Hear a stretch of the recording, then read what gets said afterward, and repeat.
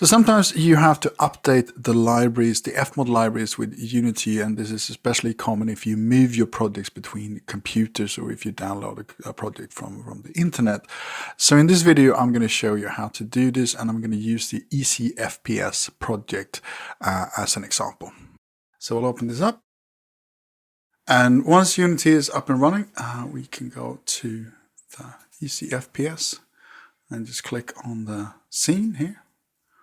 And then we can start the scene, and we will see that we can do some stuff and we can shoot stuff, but we don't have any sound. So we need to link the Fmod project to this.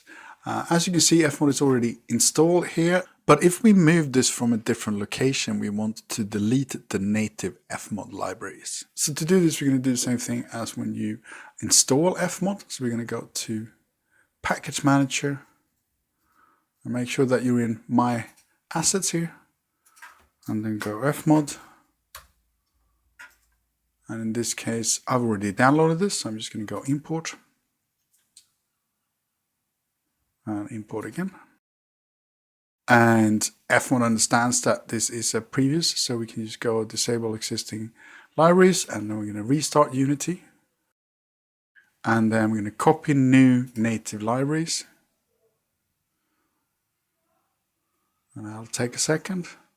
And from this, you go Start. So what we want to get to is this, the Fmod Studio project. So we're going to locate the one, open ECFPS Fmod, and then find the session and open that.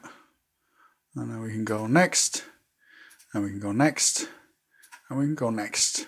This will just tell us that there are existing Unity sounds here. We're going to ignore that and go Next. And let's close it. And we can close the Package Manager. And now we're going to go to Fmod, Edit Settings. And here we can see that we have the right project here. And then we can just go Fmod and refresh banks. So usually a good thing to do after you've done an input like this. Press play. So now our project is loaded in the new location, so we can continue working on the sounds.